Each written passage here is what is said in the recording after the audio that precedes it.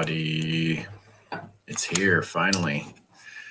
It is January 7th of 2026. And for those of you who have had any semblance of contact with any of my social media, you might remember that today is the day that an Undead glitch comes out, or came out. And I said I was going to do a live tonight to sort of celebrate the release of the book into the wild. So that's why I'm here. And if you're watching this after the fact, hopefully you've had a chance to check out the book and give it a read or a listen. And hopefully you're interested in leaving a review. You can come through, it's okay. No, nobody can see you. My wife is here. Nice. Shh. Shh. She's like a squirrel. Sneaking in and taking things. Anyway, so first off, I am really happy about what people are saying about the book. There's a handful of reviews up now on Audible and a couple more on Amazon, and they are all super duper positive. They're either 5 stars or 1 4-star, which is great. And people are really, really enjoying the story and really enjoying the audio, which is a big part of the reason why I had Steve on for our little lives here a couple of times. And I had his brother on, who's the guy who did all the sound effects for the book, because we put so much time and effort and thought into making the audiobook just a really impressive immersive experience. So hearing people responding to all the work that went into making it an incredible audiobook is really encouraging. So that is very exciting. The looking at reviews right now, which is really exciting. They say don't look at your reviews, but on release day, there's really no option. You have to look at them. People are digging the story. They like the main character, Seth. Hopefully they like the secondary character, Declan, as well. Grim with sharp humor. I'll take that compliment. Thank you very much. And no exception. Drawn into the world. Yay. Empathetic main character. These are all things we want to hear as writers. Story flows fast and is easy to read. Obviously, that's someone who got the Kindle version or a print version, which is exciting. But if I bounce over to Audible and look myself up, the reviews over there are pretty sweet. There's 5 already. Stellar gem. Audio is better than expected, which is great. Story and narration's great. Masterfully done. Thank you. Narration is on point, and you can feel the characters individually. Loves the sound effects. Audiobook is so well done, they found themselves looking up to the TV to watch the scene. Which is, that's like a huge compliment, right? But that's why I'm always begging for reviews, because the first day or two of the book coming out, having people be able to see that it's a good book, and it was a good book quickly, is a huge help. So thank you to the 7 of you who left reviews already. And for those of you who are still listening or still reading, I'm excited to hear what you think too. And updates on other stuff. What else is there to update? This has been taking up pretty much all of my time this week.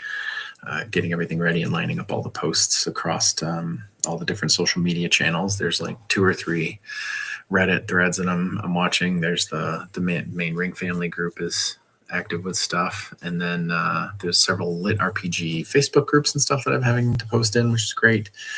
And then there's newsletters and updating websites and sending out all different kinds of messages and asking people for shares and all that jazz. So it's definitely a time consuming but fun process the day before and day after and all that jazz. But other than that, things are good. After Glitch rolls and kind of starts moving out to the wide world, hopefully it does well. I'll go back to be finishing AUD 16, which I mentioned in the last live thread that it's slow because it's the end of the series and it's a really big book and there's about 200 different plot lines that need to be kind of buttoned up in a coherent manner, and making sure that I go back and I check all my notes and I make sure that everything that I said I was going to do, I actually do. And the stuff that I said I was going to do that I don't do is a good enough, sort of red herring that I can possibly include it in future titles if and when I ever, revisit Adrian, which is always a possibility. But for right now, I need to park the big guy because 16 books is a lot. And never mind the 7 books in the Tales series and then the 3 books in Loki. And there's actually 4 books written, 4 books edited, 6 books written for Loki. So it's just a ton of content to kind of keep in my head all at once. And Seth's story is fun. It was really fun to write. It was a really fun world to build, and there's like a ton of AUD built into it as well, like the setting and the Easter eggs. And I keep getting people messaging me being like the Easter eggs are really fun, which is great because they're in there for you. But yeah, so I got this fella here, which is one of my proof copies that I get at the beginning of it, and I gave this one to my wife Leah to read, and she left little love notes all through it, and it's really cute because it was like awesome feedback, and it told me what was good and what was bad, and she caught like 30 different typos or grammar errors. But this book is now my good luck charm, and I have it here. You can see it's got the little proof thing up here, but this one is the one that goes on the shelf in the dining room with the rest of the books, to be like my copy forever, which is awesome. But the laminate is kind of coming off of it already, which is kind of a bummer. But this book has been handled. I destroy books. You destroy books, yeah. And she's rough on stuff. I didn't have gray hair before we met. Just saying. Anyway,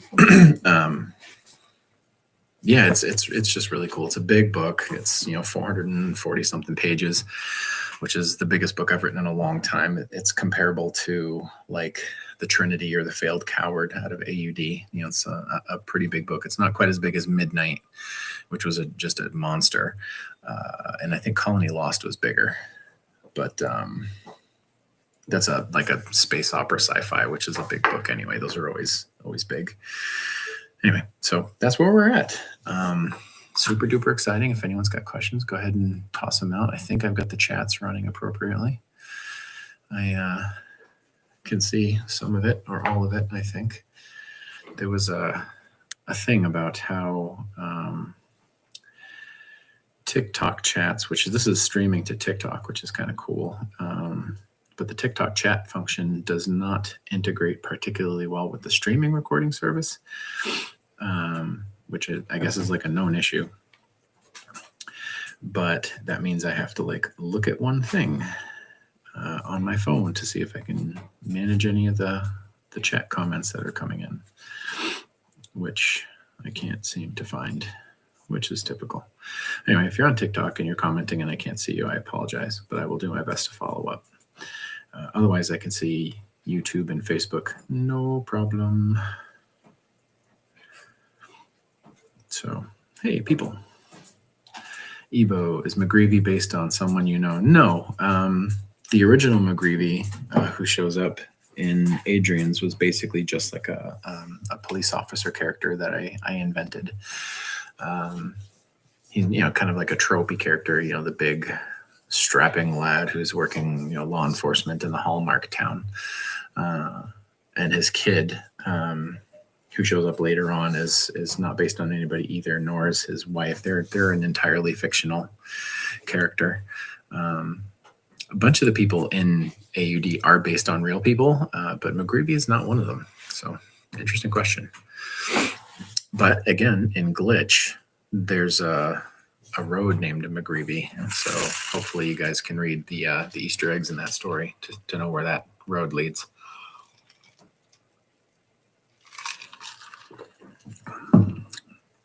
There's also a bunch of conspicuous loot items that show up in an Undead Glitch that you may recognize from certain segments of Adrian's story.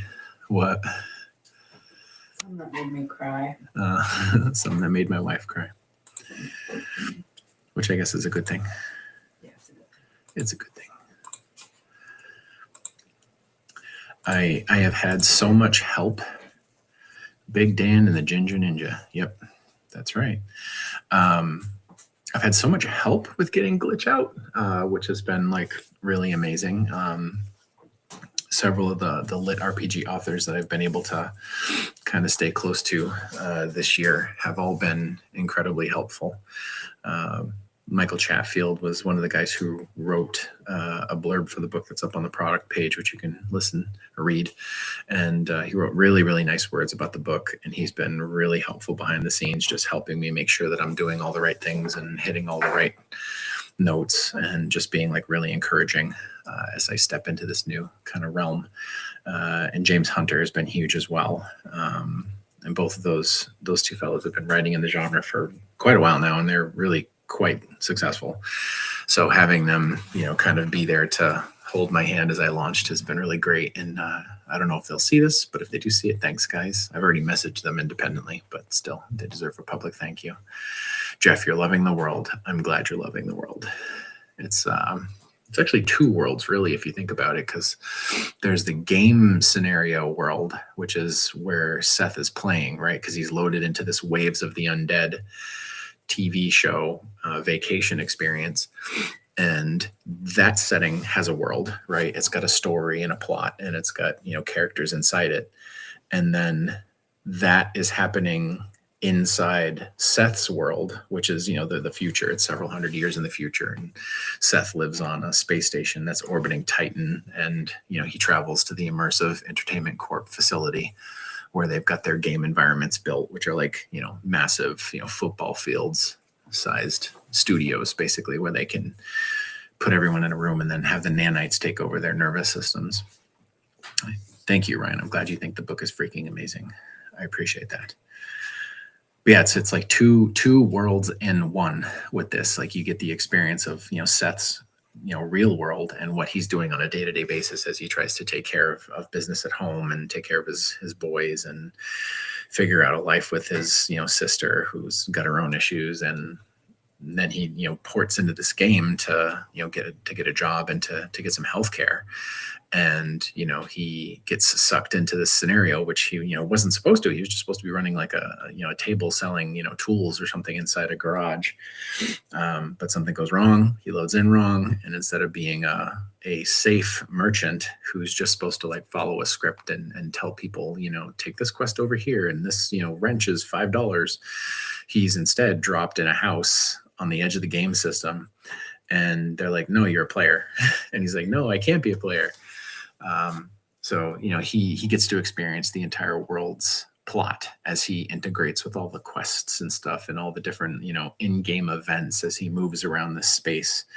And he realizes that he's got to play. Like he doesn't have a choice because he can't be turned into an NPC. They can't port him over. It's too late. So they let him be a player and they keep paying him, but he's got to like do things for them while he's in the game. So he's got this, corporate agenda that he's got to follow, but he's also got to stay alive because if he dies in the game and he's fired, if you will, he's removed from the game environment. The nanites that were injected into him to have him integrate with the system that are curing him of the sickness that drove him there in the first place, the nanites will turn off and then he won't get the cure he needs to stay alive.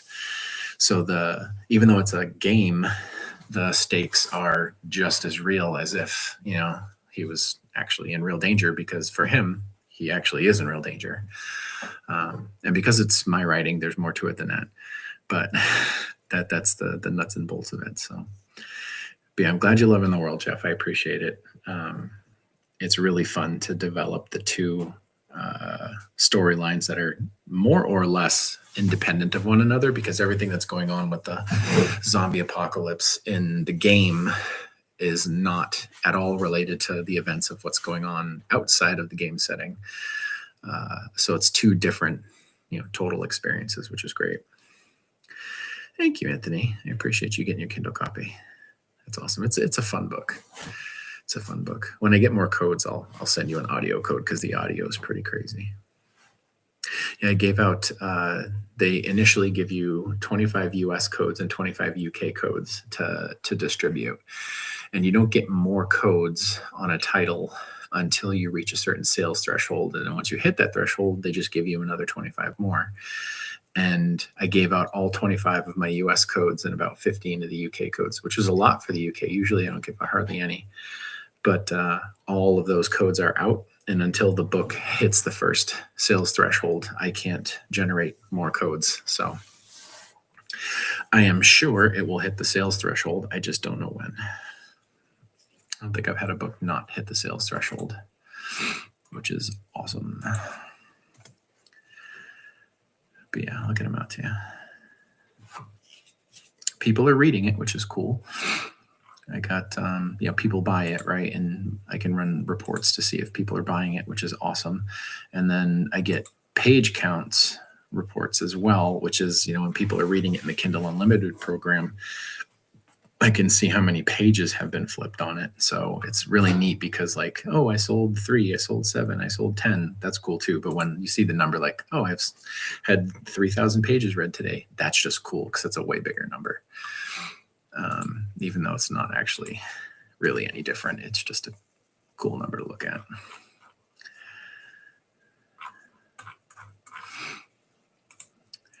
But it is cool. I've had more help from readers and fans, like people who have been following me for a really long time, which is great. Ryan, who commented about the book being amazing, has been really helpful over the course of the last, 5 years or so. But Ryan's a big lit RPG guy, and he's been really helpful to kind of give me hints and tips and advice and just encouragement as well.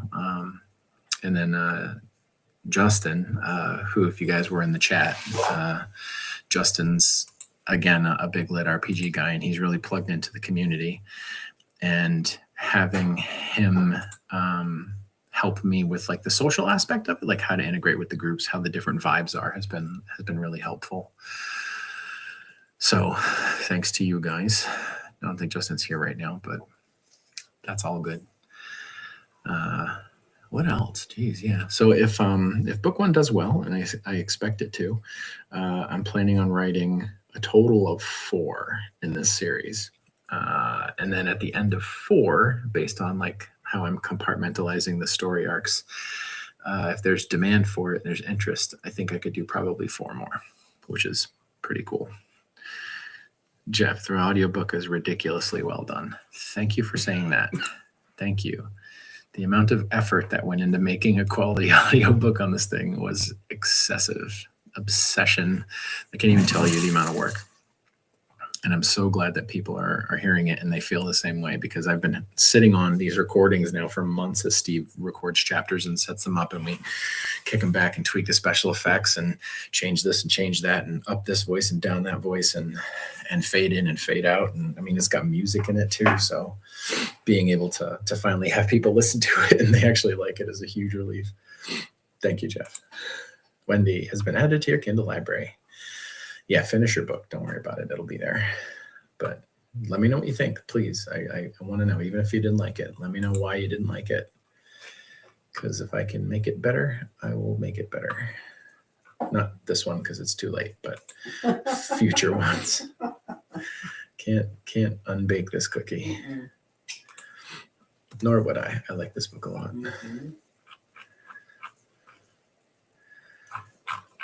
Yeah, if anybody's got questions about stuff, I asked Steve to join me tonight, but he had something going on, which is understandable. He showed up for a couple of the ones that I did for this, which was great.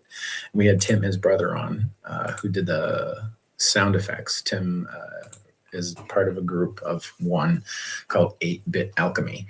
And as a hobby and as a semi-pro kind of thing that he's been doing for years, he makes chiptunes music.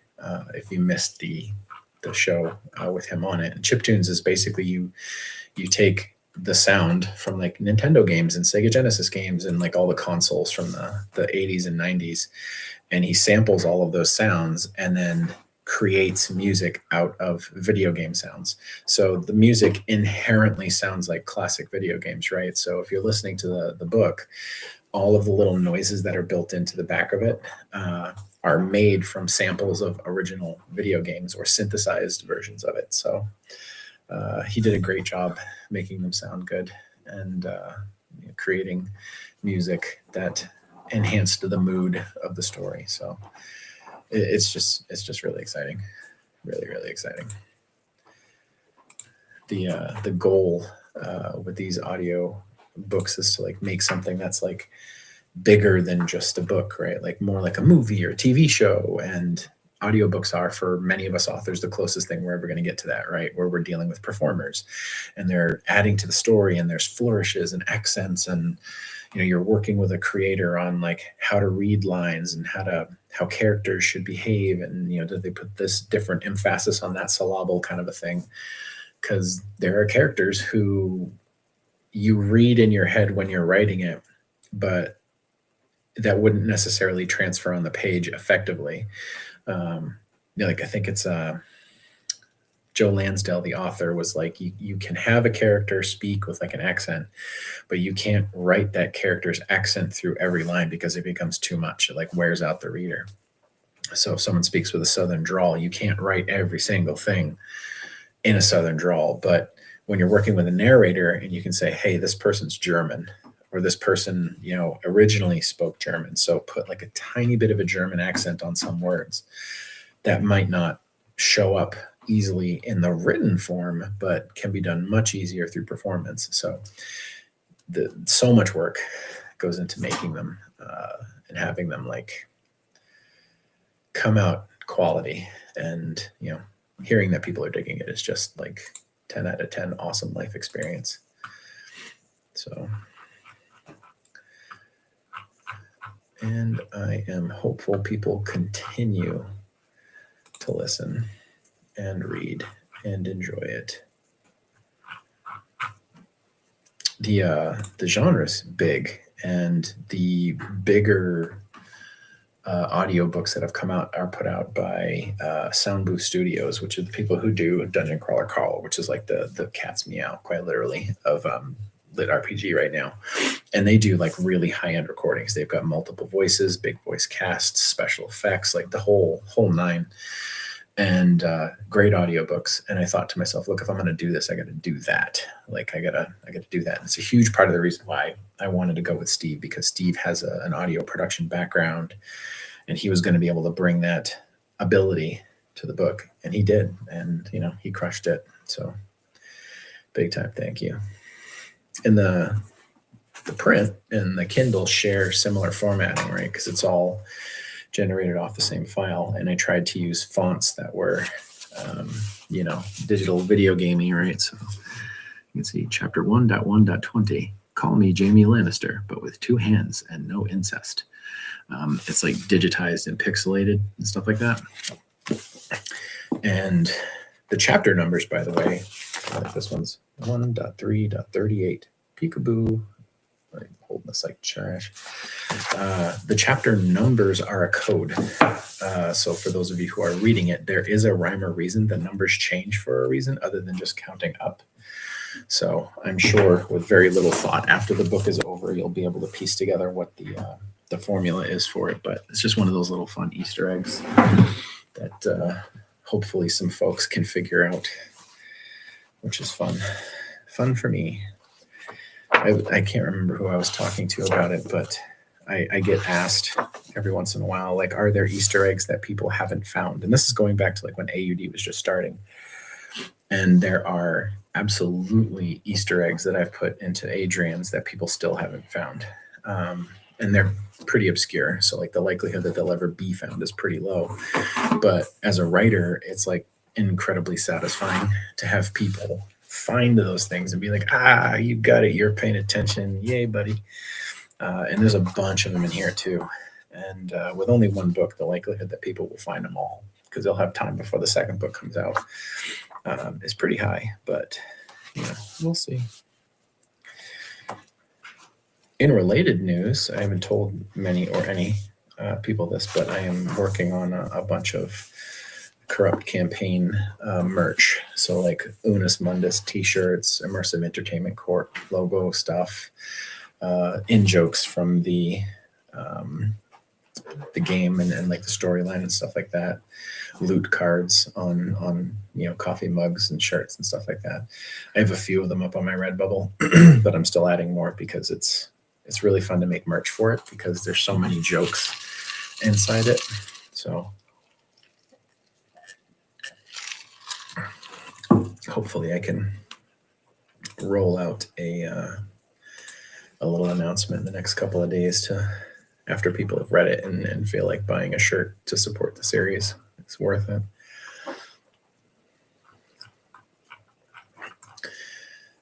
But that's a second story.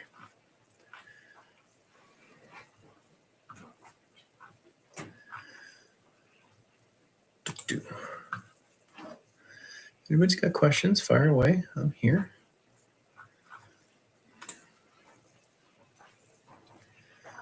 We got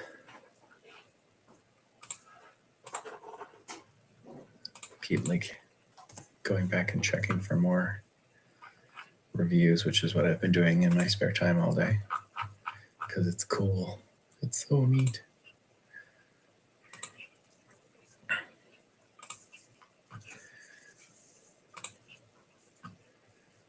Nope, nothing. But that's okay. One of the big hurdles that I have to jump with the series that I haven't talked about too much is when I did Adrian's, one of the key things that I started out with was making a map of Alpa because I really wanted to know what the layout of the school was so I could keep my story straight and have my geography right. And I knew distances, which meant I knew ranges for weapons, and I could plot all those, geometries out. And I'm a map guy. I love maps. And I did, the Auburn Lake prep area. I did a map of Holly at one point. So a bunch of maps came out. And then when I did Diggory, I also did a big map for Twin Falls, the town that it takes place in. And that map was supposed to be made into like an actual production piece map to go out, but the cartographers that I was working on fell through. And I haven't bothered to go back to it because it's I don't know, painful. But I have a really big hand-drawn map for an Undead glitch, of the game environment. I did one, and it's huge. It's like 6 full sheets of paper that have all been taped together, and the detail is there. Like I've got streets, I've got houses, and you can see all the different buildings and stuff like that. And it was really useful for writing the book because, again, I know all the ranges. I know how far it is to run to something. I know about how many people can fit down this alley. That way I can kind of keep it authentic and keep track of that data. And I would love to get that map out. But the issue is it's hand-drawn, and scanning it would be a challenge. And even then it would just be my crappy drawing. So I'll have to tackle trying to figure that out because I think it would be something that people would really like to see. On Redbubble, where I have all my merch, one of the items that sells more frequently than I would have imagined is a shirt that has the map of Alpa on it. And it's literally just like a map of Alpa. And the fact that that sells it all is pretty sweet. Pretty cool. But yeah, I don't know. I mean, the map of Alpa was on like a single piece of graph paper. And that was easy because I could scan it and send it off to my buddy Alan, who's a graphic designer. And he was able to just basically like turn my pencil sketches into a much more robust actual map, which is pretty cool. Do I have that right here? I probably do. Wonder if I can do a screen share. Documents, Adrian's Undead Diary maps. Do-be-do-do-dee-do-ba-do. Hey. Yeah, but I can come over here. That's not the right window at all.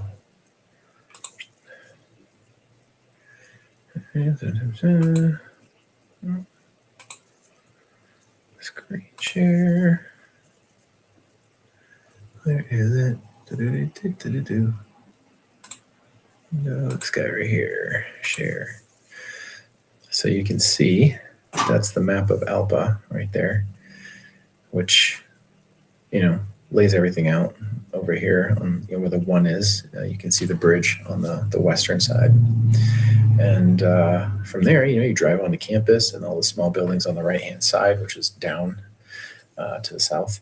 The admissions building where Adrian gets trapped on the roof. 8 is the main schoolhouse. And then you got the cafeteria that's 10. The cafeteria is 9, gymnasium is 10. 7, which is kind of up and to the left, is Hall E, where he makes his stand.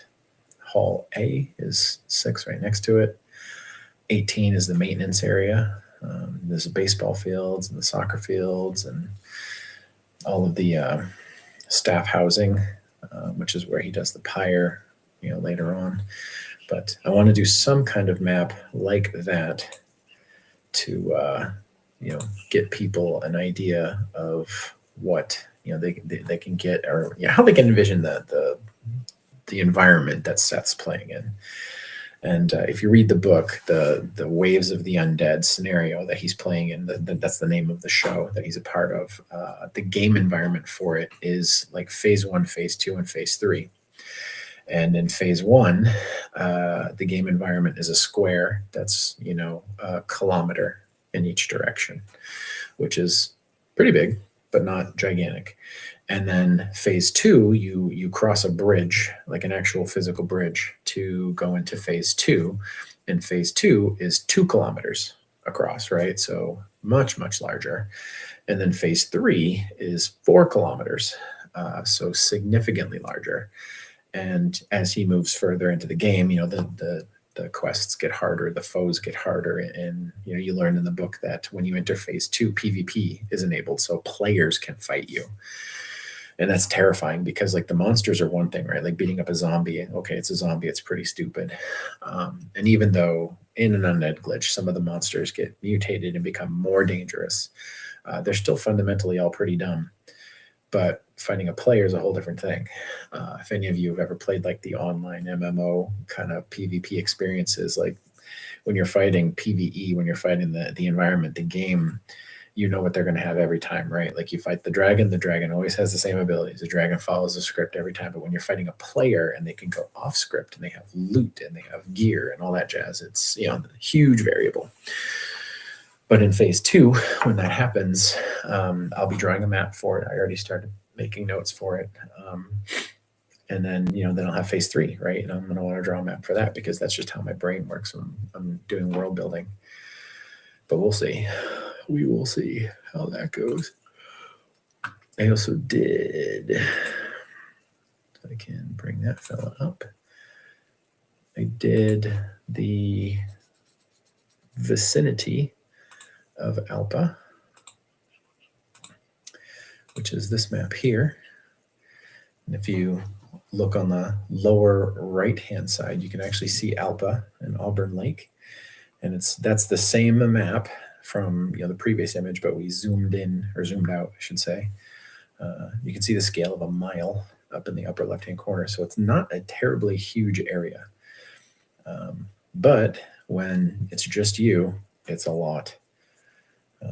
You can see Prospect Circle there where Gilbert's house is, and the farm where Adrian was bitten by the dog by Cujo, and then the road and all the houses he loots on the way. And then the gas station way up there where the road meets, what is it, Route 12, Route 31, what do I call it? I forget.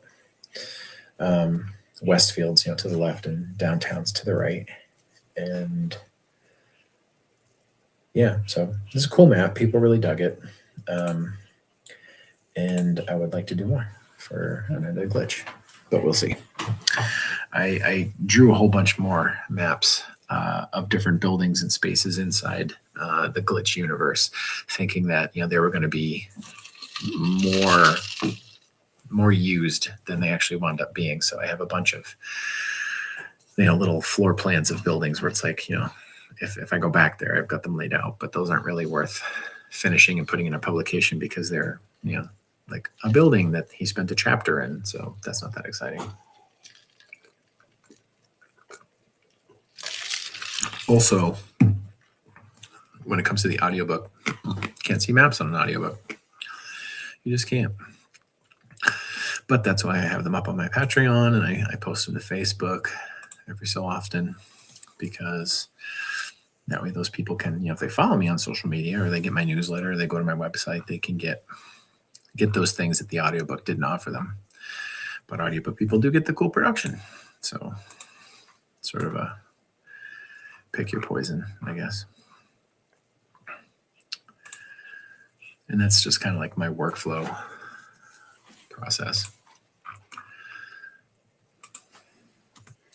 Release days are hectic and exciting, but a huge amount of like the day of stuff that you have to do is like interacting with people, because people pick up the book and they're sending you a message, and like I want to talk to everybody, right? If you sent me a message today, I was replying to it immediately, because like today is such a big day and it's such an exciting day, and I don't want to leave anybody hanging. And I know I've left people hanging, because there are people who messaged me a couple of days ago that I haven't gotten back to, so I apologize. But I'm bouncing around and I'm posting promos, and I'm interacting with people, and it's just like notifications and notifications and notifications. And because today's release day, I've got to follow up on all of them to the best of my ability, and it's fun. Like I get I get a bit of a rush out of all of the interactions, because I am an extrovert by nature. But it does get tiring, because it's like the buzzer's always going off. That being said, I wouldn't trade it for the world. I have a cool job.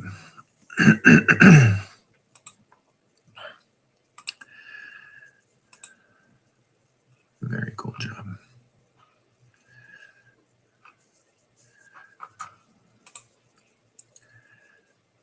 If anybody's still hanging around, you can ask any questions you like about anything. Doesn't have to be about Glitch.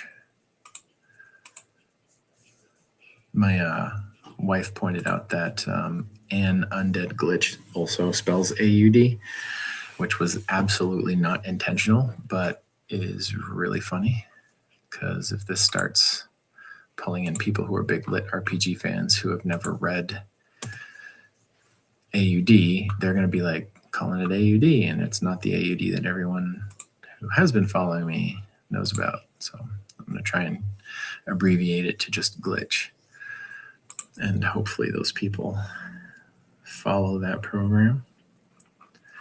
We shall see.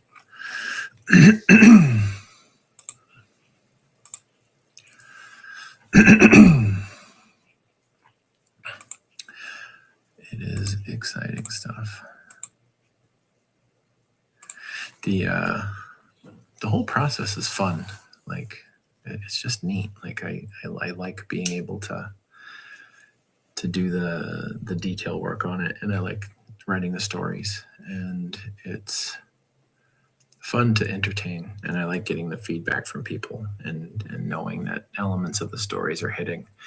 And it's tough, like when you're waiting for a book to release, because like I worked on Glitch for months and months and months and months, and I worked in so many good jokes and so many like insider tidbits, and then having to sit on it for months and months and months until people can actually experience it it's an awkward process, because you don't get the payoff until you've been done with the book for a long time. Like I was done writing this in like August, maybe before that. And, it's been in post since then. And, 5 months since I did it is, a lot of the stuff that people, are pointing out to me is like, oh yeah, that's in that book. I forgot. My wife sat down and was looking for like fun quotables in the book the other day, last night, I think it was. And she was like, this is a great line. And I legit did not remember what it was. I forget the line now, but it was like, did I write that? That's a good line. Did I write that? But that's funny stuff. And people give me grief about it when I'm meeting with them. Like, do you not remember that? I'm like, no, I don't remember that. And part of it's because like I don't know, close to 30 books in now, having published 30 books. And, that's millions of words. And, AUD. I wrote the first 8 AUD books by 2012, and it is now 2026. So, 14 years ago, I finished those books. And people who are just reading them now that are fresh in their minds are coming back like, yeah, do you remember what happened in book 6? And da-da-da. Nope, I'm going to have to need you. You're going to have to give me something to work off of. And then once people get my memory going, it kind of comes back. But it's just, it's a lot of material, and it was a long time ago. Same thing with like Elmoran. The Elmoran trilogy is a beefy trilogy all on its own. And I was writing Elmoran for a really, really long time because, again, it came from a world that I developed for a role-playing game. And like, I don't remember huge sections of that story, like at all. Like, it feels like a fever dream. People are like, oh, I love the part when they get on the train to go this way. And I'm like, oh, okay. So are you saying I wrote that? Because I don't remember writing that, but I did. It was just a long time ago. But yeah, it is what it is. I'll probably hang out for another 15 minutes or so, unless people have questions or they want to chat about something.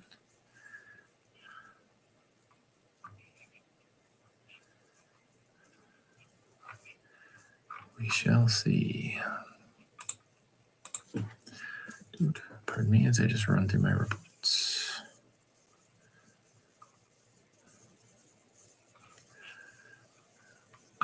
Very cool stuff. If anyone is reading or listening, I've said many, many, many times before how important it is to get a review posted. Please write reviews. It's a huge deal. I've said this before, that there are a lot of promotional opportunities that are only extended to books that reach a certain number of reviews or a certain rating over a certain number of reviews. And if books don't get the reviews, then you're just like shut out from getting those promotional opportunities. So even if it's like a 3-star review, write it, because you just need the number of reviews. And it's really helpful. Like, it's great to get the feedback, and it is a big deal. It adds a lot of legitimacy. You think about when you're shopping for something, especially on Amazon, and what are the reviews? What's the highest rated one? Thank you, Jeff. I appreciate you appreciating it. I'm glad you're digging it.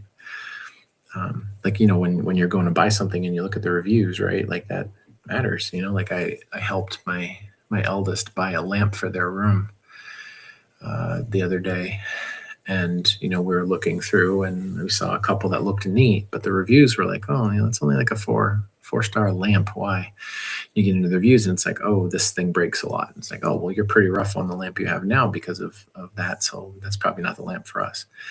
So reviews are really important, because as readers or listeners, you look at a book and you skim the reviews, and you see elements that people talk about in the reviews. Are like, oh, I really dig that, or oh, I don't dig that at all. And that's helpful, because you don't want people to buy the book that aren't going to like it, right? And that's why the bad reviews are actually pretty good, because I joke that one of my best sales days with Adrian was when somebody left me a pretty vicious 1-star review. And they roasted me bad and talked about all the things that were wrong with the book. But everything that they hated about the book was something that other people loved about the book, right? They're like, I don't appreciate the potty mouth humor stuff, right? I don't like all the talk about guns or whatever. And he makes fun of people like this. And there are people who are like, oh, those are the 3 things I want out of a character, right? Because everyone wants what they want.